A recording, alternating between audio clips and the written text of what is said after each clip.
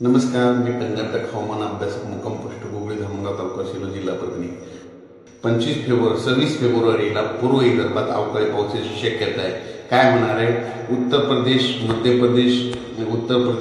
प्रदेश, छत्तीसगड त्या भागामध्ये गारपीट होणार आहे. पण त्याचा असर आपल्या पूर्व विदर्भाच्या शेतकऱ्यांना भोगावं लागणार आहे.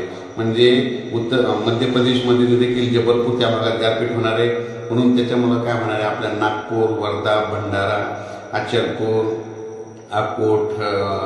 अकोट, वरोड, अमरावती, तसेच चंद्रपूर, यवतमाळ, पुसद, हिंगोली तो पाऊस परभणीपर्यंत थोडा येऊ शकतो. वाशिम बुलढाणा जिल्ह्यापर्यंत येऊ शकतो. म्हणून हा अंदाज लक्षात घ्यायचा. म्हणून पूर्व विदर्भातल्या शेतकऱ्यांनी फक्त हा खास करून अंदाज पूर्व विदर्भातल्या शेतकऱ्यांसाठी देत आहे. कारण की पूर्व विदर्भामध्ये 25 तारखेच्या नंतर 26-27 तारखेला एक अवकाळी पाऊस येणार आहे. म्हणून ही अंदाज लक्षात घ्यायचा. आणि उर्वरित राज्यात परिस्थिती बघितली तर राज्यामध्ये म्हणजे 19 फेब्रुवारीपासून तर 24 तारखेपर्यंत हवामान कोरडं राहणार आहे. 25च्या नंतर उत्तर महाराष्ट्र देखील ढगाळ वातावरण राहणार आहे. त्या भागात काही एवढा पाऊस नाही. त्याच्यानंतर पश्चिम महाराष्ट्रात देखील पावसाचं वातावरण नाही. त्याच्यानंतर मराठवाड्यात देखील पावसाचं वातावरण नाही. फक्त 26 तारीख, 26, 27, 28ला मात्र मराठवाड्यामध्ये ढगाळ वातावरण राहणार आहे.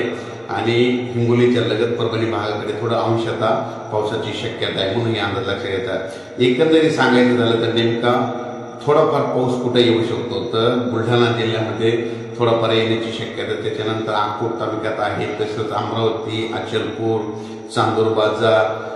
चांदूरबाजार, यवतमाळ, पुसद, हिंगोली, वाशिम, नांदेड एक भागात राहू शकतो पाऊस. त्याच्यानं आदिलाबाद.